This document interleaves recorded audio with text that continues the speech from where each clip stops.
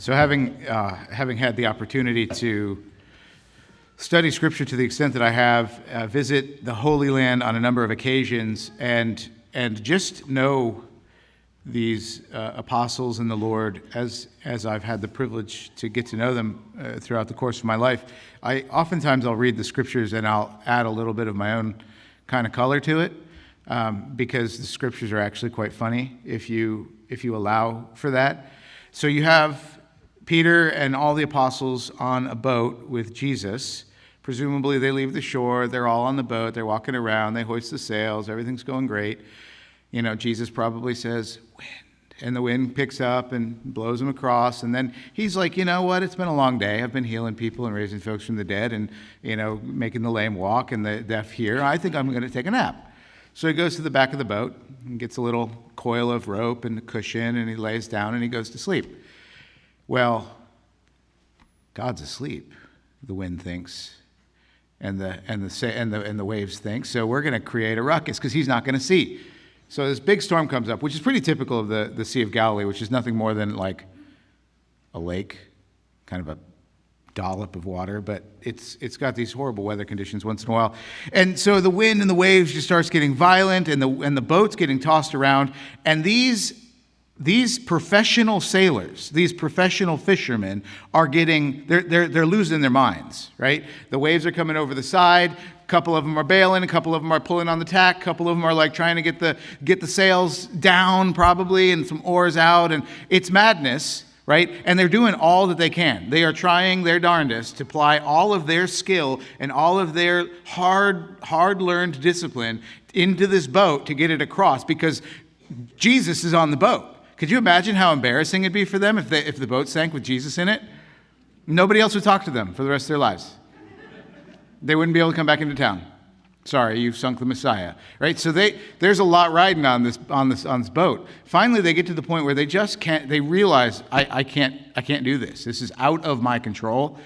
So they go and they tell Jesus. So let's say, this is the way it kind of works. Peter looks at Simon. He's like, go tell Jesus. And Simon's like, where's John? John, go tell Jesus. And John's like, where's Barnabas? And finally, somebody goes and tells Jesus. He's asleep on a cushion. The boat is getting tossed around so much that they're having to bail water. And Jesus is still asleep on a cushion. Right? Talk about a clean conscience. Of course, he's God, so he's got a clean conscience. But he's asleep on the cushion.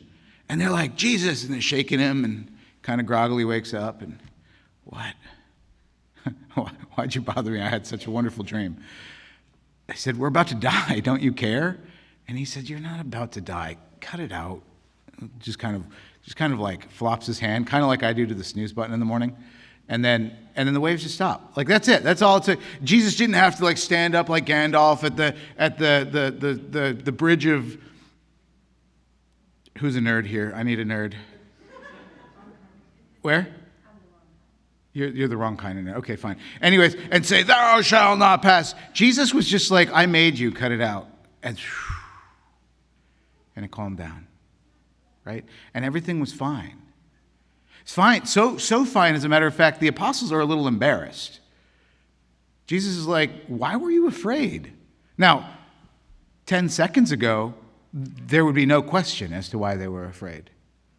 But seeing what the one who has been with them for all this time could do, because he does in fact care for them, was enough to shame them.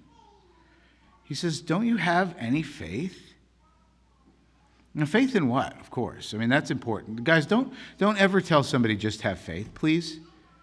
Because just having faith is garbage. You can have faith in the garbage man, right? And we all know how you could have faith in the Georgia Postal Service.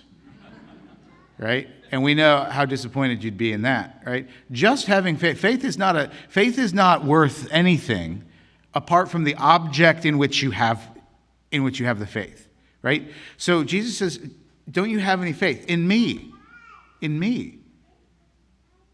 You asked if I cared. I came down from heaven and took flesh, and I'm preaching, and I'm on my way to a cross because I care. How could you ask that? Of course I care.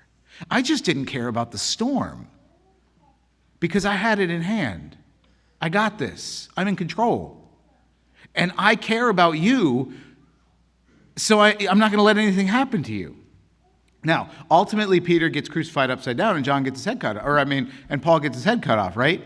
Does that mean that Jesus didn't care? No, that was part of the mission, right? Jesus knew that that boat would not sink no matter how hard that storm hit that boat, because he hadn't gotten there yet, and that's why he came. The word will not return to the Father without having achieved the purpose for which it was sent. Nothing could happen. Nothing could happen to Jesus that he needed to fear, of course, for obvious reasons, not the least of which because he's God, but because that destiny for which he came and which he willed had not yet come to pass. So there was no earthquake, no fire, no volcano, no meteorite, no nothing. The moon could fall into the earth, and Jesus would just be like, stop, I haven't gotten to the cross yet. No. He wasn't worried because the life he came to give for love of us had not been given yet. And if we give ourselves to Christ, if we companion with Christ and journey with Christ that way, we don't have to worry about the difficulties and the struggles and the traumas and the tragedies and even our death. Death is part of it. Death of family, death of friends, our own death. Don't look at the Lord and say, Lord, I gave everything to you. Why'd you let them die? It's part of it. Right? That's part of the adventure. That's where it comes to a climax. It's what we should all look forward to as Christians, right? Because in the tumult of that final conflict, that final battle of being so trusting of the Lord that we're willing, like Jesus did, to release his Spirit into the care of his Almighty Father, the winds and the waves that we have previously struggled with are quieted. Death is Jesus whispering into our soul, be still. And reordering everything, perfecting it, making it new, and bringing it to himself because it has been completed. You see, as Paul says, I make all things new. This is why Jesus, and we can, of course, we're sympathetic to the apostles. That's terrifying. I have gotten to the point now, I used to love heights. Heights didn't scare me in the least. I've gotten so many injuries over the years because heights didn't scare me. And it still didn't scare me. Well, I've gotten to the point now, I guess I'm old enough to be smart-ish, that heights, I have a little apprehension towards heights. I actually took a motorcycle trip not too long ago, a couple years ago. We went down to Savannah, and as a kid, I used to run up the lighthouse. Anybody go up the lighthouse in Savannah before? In Tybee, rather? Not Savannah. No? Really? Y'all got to get out. Go to Tybee Island, go up the lighthouse.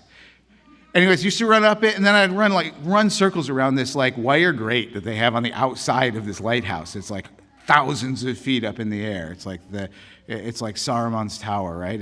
And no problem. I got up there and I about wet my pants. Right?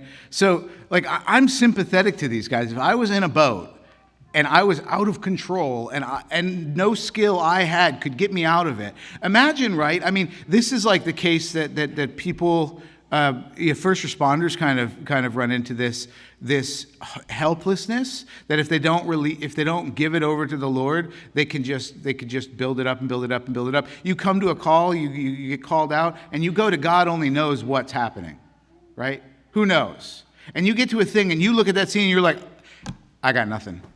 I can't do anything to save this. I can't do anything to save this person. I tried and I lost.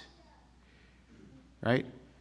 And just even in our own life, right? The amount of times that we think to ourselves, I got this, I'm in control. One wrong turn at 3 seconds sooner or later than you were going to otherwise could put you into a car accident that paralyzes you. The spouse that you had anticipated relying on your whole life to help you raise your children could be gone. You could be blinded by some sort of chemical spill and turn into Daredevil, right? Which wouldn't be all bad. But when we think to ourselves, I've got this, man, if we zoomed out to the 35,000 feet view, we'd realize, oh my gosh, this is terrifying. I'm not in control of this at all. And the only reason that I've made it this far is the providence of God.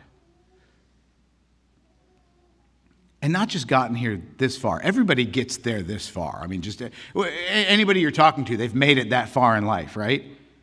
But to make it that far in life and realize that there's still a purpose, that there's still a mission, and that there's somebody who will get them to as far as they need to go, and then bring them to themselves, that's a unique gift. That's a great gift. It's a gift of faith that we have through the waters of baptism. Baptism claims us for Christ. So when Christ says, "Why don't you have any faith?" Of course I love you. He says that of you. Of course I love you.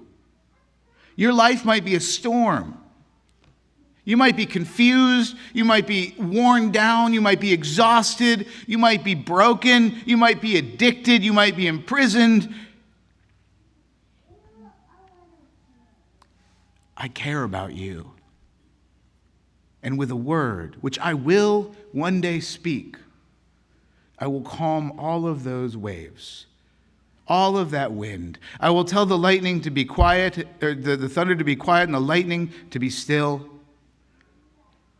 And we will sit on the shore, you and I, and have breakfast.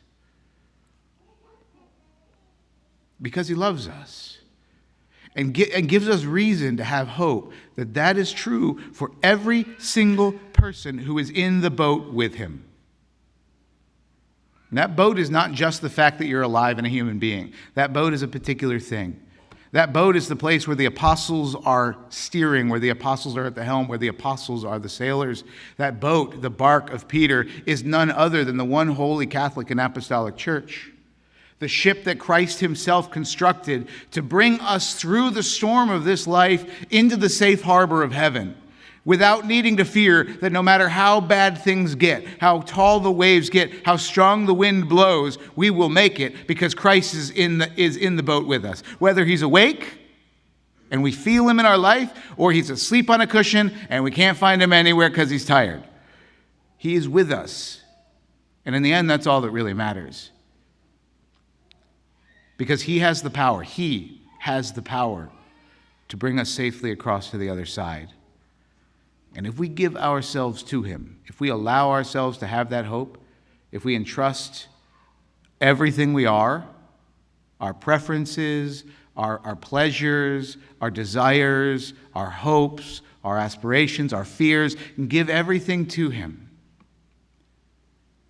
we'll have every reason to believe that we'll remain in that boat just as long as it takes to get us safely to heaven. It's what the apostles learned. And that is absolutely true for every single person here.